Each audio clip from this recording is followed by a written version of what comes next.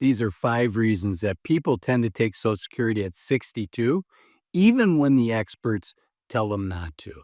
And I was a financial advisor for over 20 years. And one of the things people always assume is if somebody takes Social Security at 62, boy, by the time they're 70 or 75, they regret that decision. But that's not always the case. In fact, far more often, people are fine with that decision. They understood why they made that decision.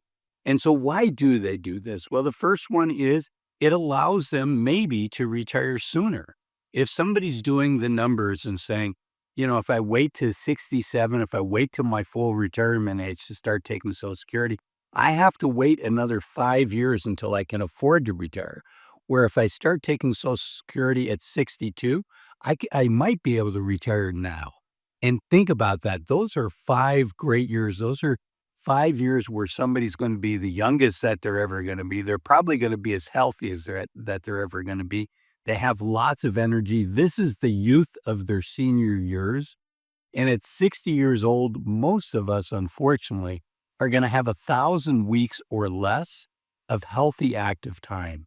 So if you can retire at 62 instead of 67 by taking Social Security early, that's a guarantee of having those 5 extra years.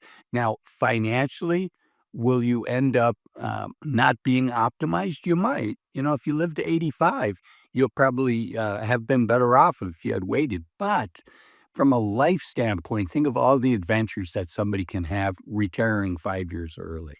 Okay, the second one is just a reality. Not everybody has the luxury of waiting till full retirement age to start taking their Social Security. Maybe they have some family responsibilities. Maybe they have some bills that they need to pay. Maybe there's a need where they need that extra income coming in, and getting that at 62 really makes a difference in their life. So not everybody is looking at, gee, should I wait or should I start taking it early? Some people are in a situation where they kind of have to take it early, even if the experts say, you'd be better off waiting. Maybe they have longevity in their lives. They've run the numbers. And that brings up a good point. It is worthwhile running the numbers so that you understand what the trade-off is. And the best way to do that, I think, is to hire a professional, preferably a financial advisor that has a fiduciary obligation to you. Now, I know not all of my viewers are going to do that. And if that's you, I encourage you to use software that's designed to help you make decisions like this. The software I like is called Bolden. You can get it at this link here or at the link in the description below. Full disclosure, I am an affiliate. And I'm a proud affiliate because I think it's great software and I think it's much, much better than trying to estimate things using Excel spreadsheets or Google Sheets. Okay, the third reason that people take Social Security early at 62 is maybe they have poor health. Maybe they have a cancer diagnosis or a heart issue. And it's highly likely that unfortunately they're not going to live past 75 or 70 or whatever it is. As I record this, one of my high school classmates, I just found out, passed away of cancer. And, he and I were not old enough to start taking Social Security, but had he been a couple years older, that's a pretty easy decision for somebody that's terminally ill to start taking Social Security early. The next one is psychological. Um, we've been paying into Social Security for 20, 30, 40 years, and there's a lot of press warning us that the Social Security Trust Fund is running out of money. And that's very true. It's scheduled to run out of money in about 10 years.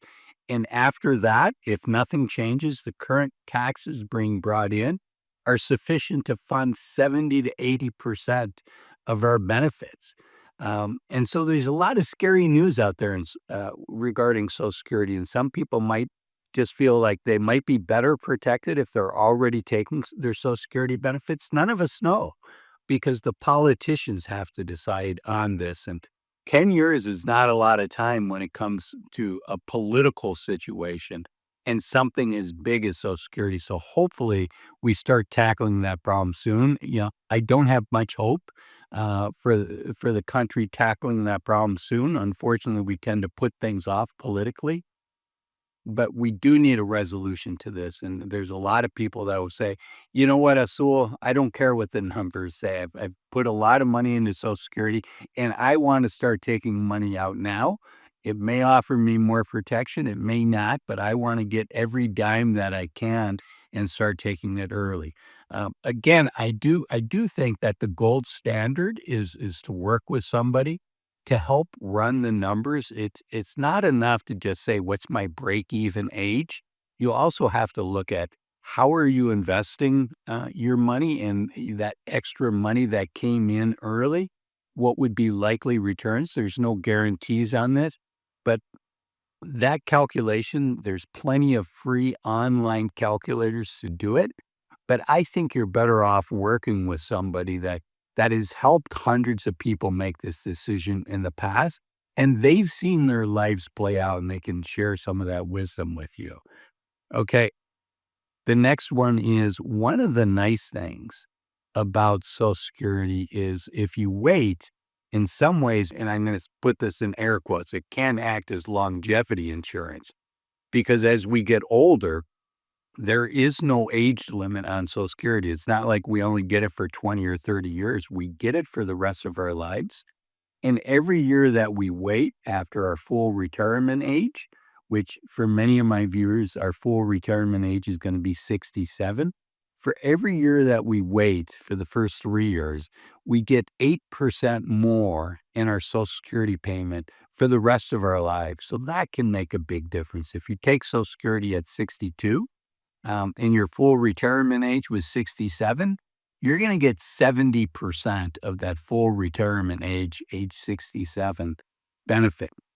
And by waiting to age 70, you're gonna get 124%. So that's like 3/4, like 75% more payments for the rest of your life. And if you do have longevity in your family, in your history, and maybe one of your parents lived past 90, boy, it can be nice to know that not only do you have an income stream that's coming in that isn't capped by number of ages, by your age, but it also currently has a cost of living adjustment every year. So in 30 years, hopefully that money that you're getting today will feel the same in 30 years as it does today. The purchasing power will remain the same. Now, that might be something that the politicians cap, where they may change the way that we index it for inflation or give us two-thirds of inflation. I hope that doesn't happen because over half of all Americans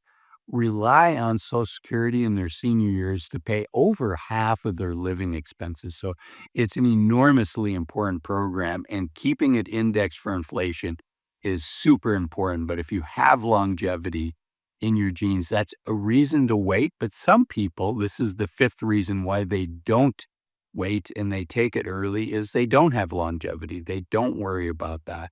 And so taking it early is less of a penalty. Not necessarily that they don't think that they'll get to the break even point, but they don't see the upside, the huge the huge bonus benefit of waiting is that longevity insurance. So if you enjoyed this video, I know you'd enjoy my newsletter, my free newsletter. You can sign up here, and the YouTube algorithm says this is the next video of mine specifically for you that you should watch next. Thanks for watching this one. Bye bye.